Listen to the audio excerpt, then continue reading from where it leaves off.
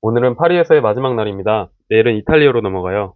그래서 그런지 와이프가 오늘은 꼭 여기저기 다 둘러보고 싶어 하더라고요. 안녕하세요. 하루하루를 정비한 남자, 인생정비입니다. 사실 지난 며칠은 제 컨디션도 좋지 않았고 감기 기운도 있어서 와이프가 저를 많이 배려해줬습니다. 그래서 오늘만큼은 와이프가 가고 싶었던 곳들 최대한 많이 같이 가보려고 해요. 관광 명소 위주로 쭉 찍고 다니는 하루가 될 것 같습니다. 저희 부부는 이렇게 바쁘게 다니는 여행도 꽤 많이 해봐서 익숙합니다. 그만큼 서로 잘 맞춰가고 있어요. 오늘 아침에도 와이프한테 이런 말을 들었습니다. 오늘도 이쁘게 말해줘. 잔소리처럼 들릴 수 있지만 사실 그 안에 있는 마음은 진심이죠. 저를 생각해주는 거니까요. 그런 와이프 덕분에 감기도 점점 나아지고 있고 오늘은 정말 고마운 마음으로 하루를 시작합니다. 그래서 오늘도 저만의 루틴을 놓치지 않겠습니다. 오늘 읽을 책은 예쁘게 말하는 네가 좋다. 말 한마디에 담긴 따뜻함, 그게 얼마나 큰 힘이 되는지 오늘도 다시 느껴보려고 합니다. 그럼 오늘의 독서를 시작해 보겠습니다.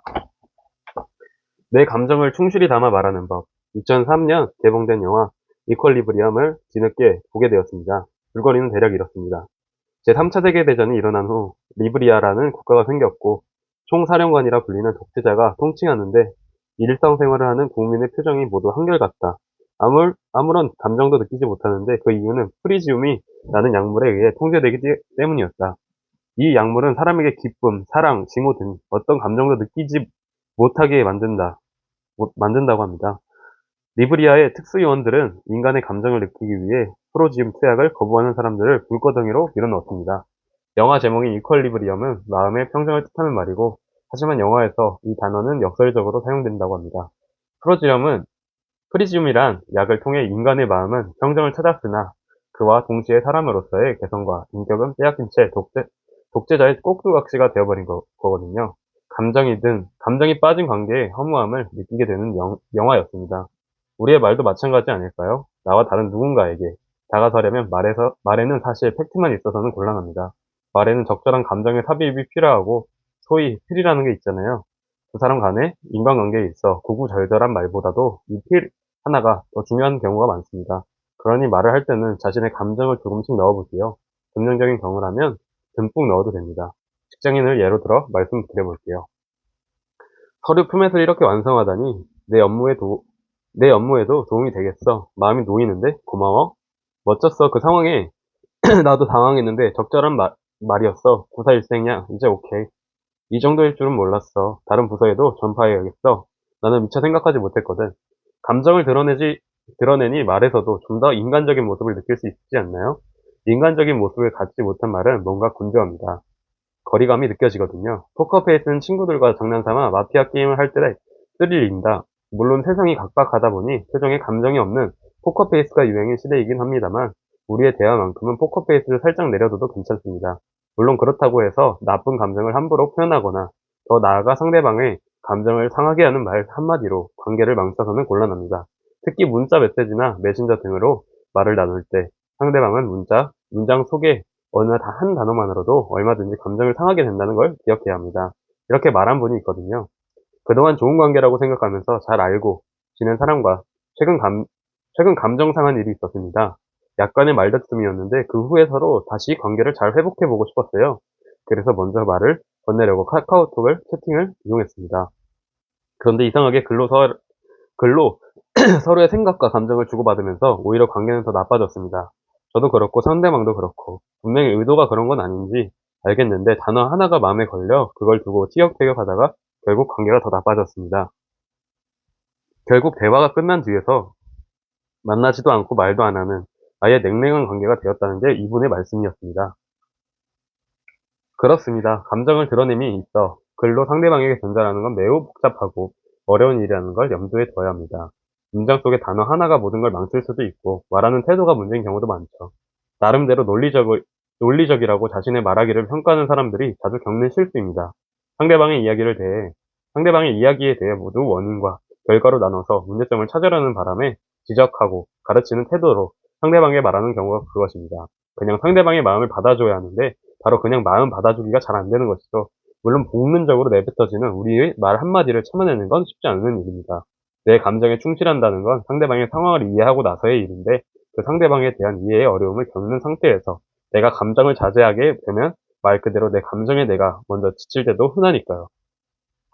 이 경우에서 봤을 때 저도 뭐, 제 감정에 충실했다고도 할 수 있지만, 또 본능적으로 나오는 말들이 있어가지고, 그거를 또 제어하기가 쉽지는 않은 것 같습니다. 상대방을 먼저 마음으로 이해했지만, 말하는 것만 봐서는 이해를 못한 사람으로 비춰질 수 있기 때문에, 내 마음을 먼저 공감을 해주고, 그 공감을 해줬다기보다 내가 이해했던 그 말들을 이야기함으로써 상대방이 공감을 해주고 나서 저의 생각을 드러내는 게 맞다고 보는데, 항상 말하는 걸 보면 저와 와이프도 제가 먼저 그냥 이해해줬다, 공감했다 이런 느낌보다는, 아, 이게 그거야. 뭐 내 의견을 먼저 얘기하는 거니까 또 상대방 입장에서는 많이 안 좋을 것 같습니다. 또 이어가겠습니다. 하지만 어려워도 우리는 해내야 합니다. 내 감정을 잘 정리해 말하기를, 그리고 상대방의 감정을 잘 고려한 말하기를. 이제 우리의 말에 위로와 공감이 가득하길 바랍니다. 논리로 사람을 설득하는 것도 좋으나 논리 하나만으로 세상을 장악하려는 어리석음은 버려야 합니다.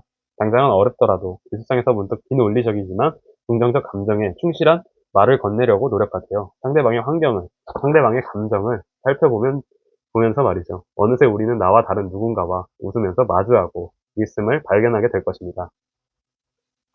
대화로 가끔은 쉬어야 한다.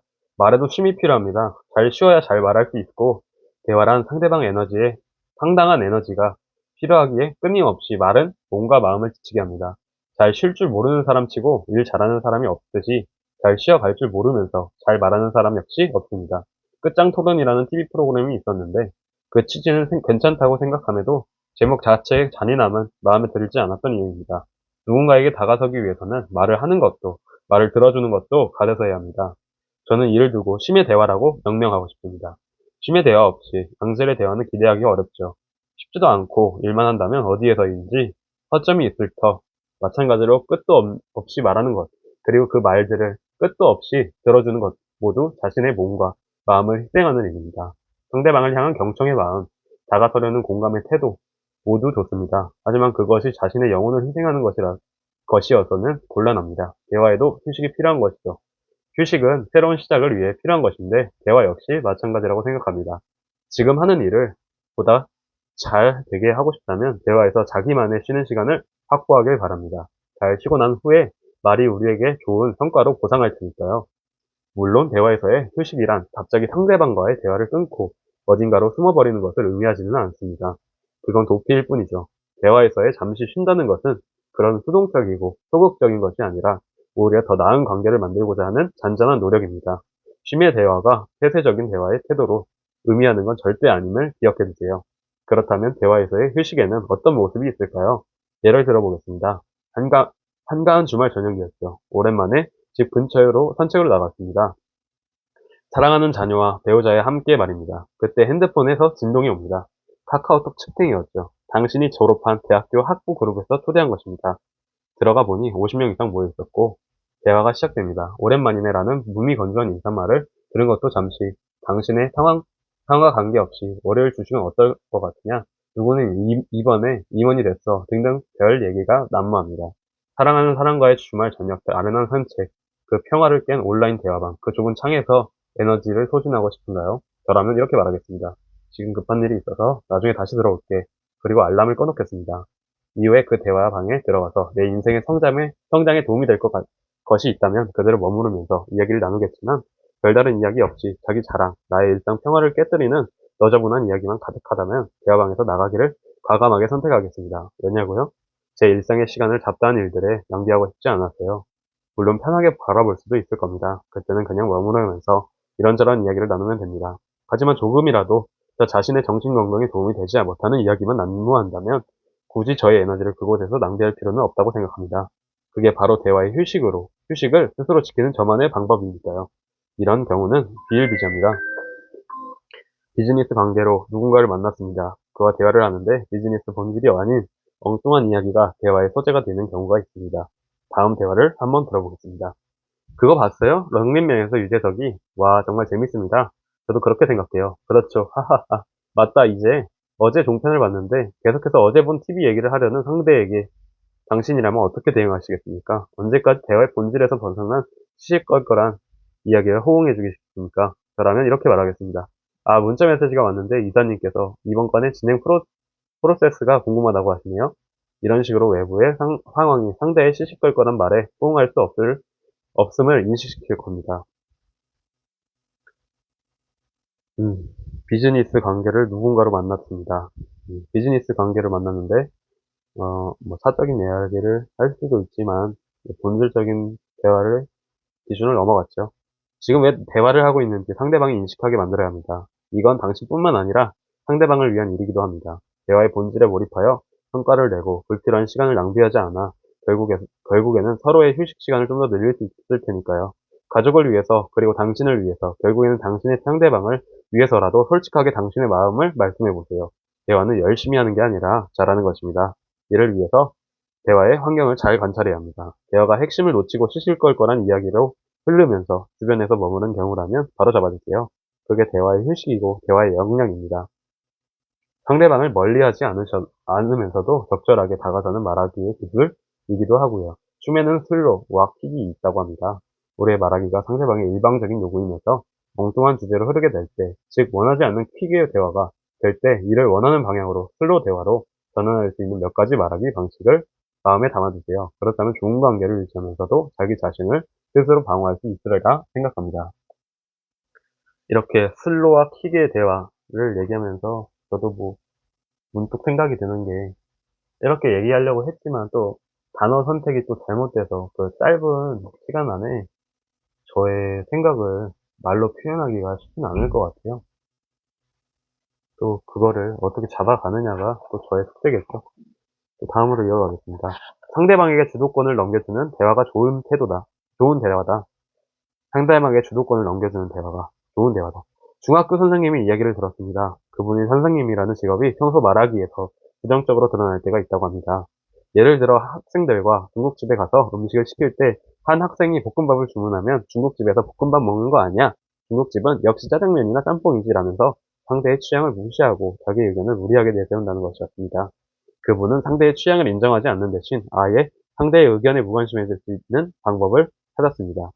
둘 다 참 어려운 일이라고 생각합니다. 모두 취향이라는 것이 각자 개개인에 따라서 다른 것이 분명한데도 그걸 망각하고 말하고 또 행동하는 경우가 많았던 경험이 분명히 있을 겁니다. 대화를 통해 상대방을 마음대로 하고 싶겠죠? 사실 저도 그랬습니다. 맞습니다.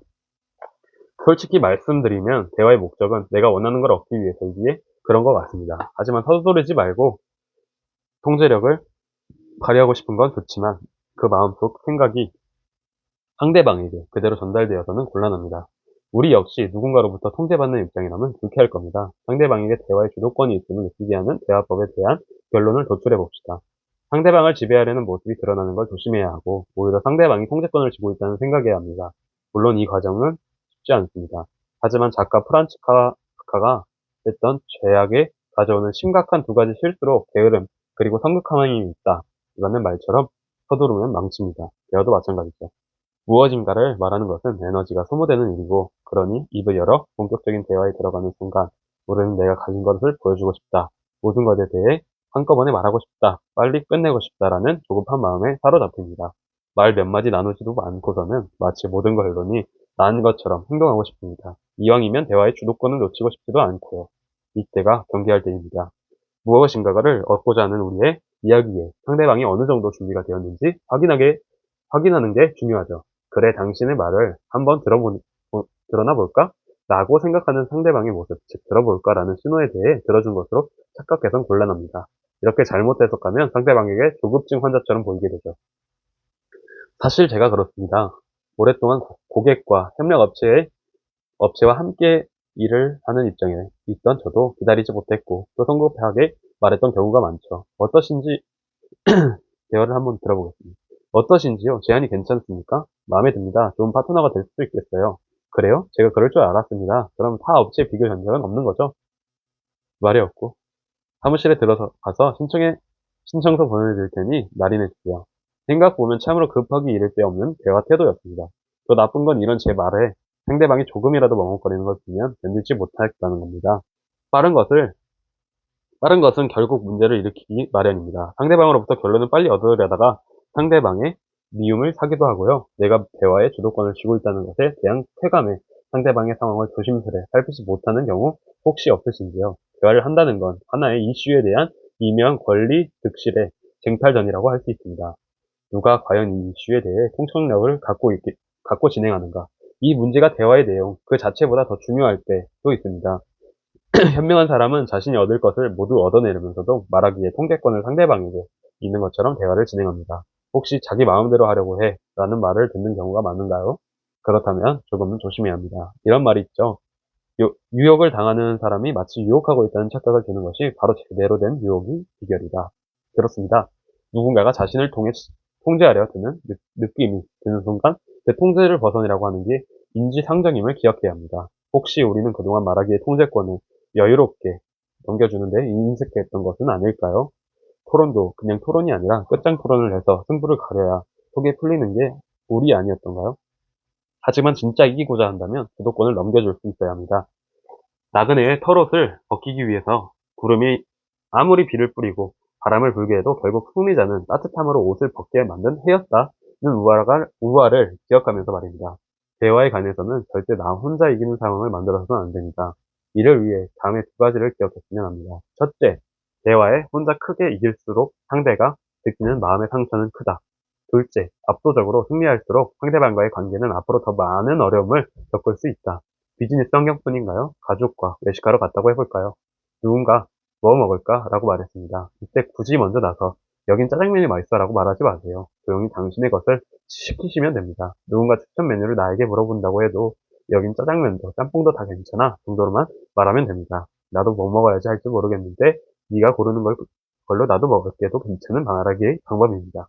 참고로 한 제약회사에서 인정받는 영업사원의 이야기를 들은 적이 있습니다. 그는 고객과 약속을 할 때는 절대 하나의 시간을 택해서 말하지 않는다고 했습니다. 그게 예의라고 하더군요. 그래서 이렇게 말합니다. 실장님 혹시 내일이나 모레 오후 중에 시간이 되시나요? 시간은 정해주시고요. 만약 둘 다 힘드시면 차주에 날짜 한두 개 말씀해 주실까요? 영리한 대화법입니다. 상대방이 먼저 다가올 수 있게 만드는 예의의 바른 말투입니다. 상대방이 선택할 수 있게 하는 이를 우리의 말하기로 받아들여야 합니다. 말하기에 주도권을 갖지 않아도 상대방과 가까워지고 더 나아가 함께 마음을 나누며 관계를 이어나갈 수만 있다면 그깟 말하기의 통제권 정도는 상대방에 넘겨도 괜찮지 않을까요? 그렇습니다.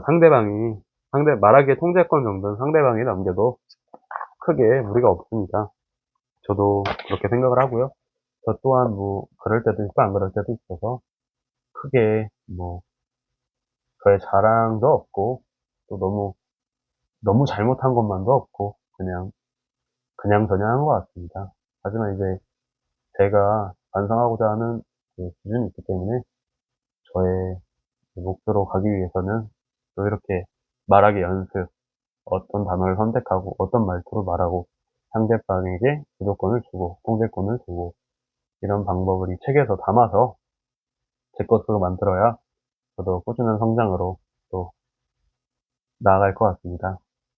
또 오늘 파리에 이곳저곳을 다니기 위해서 떠날 건데요. 또 재미있는 여행으로 놀다가 또 한국으로 복귀하겠습니다. 감사합니다. 하루하루를 정비하는 남자, 인생정비였습니다.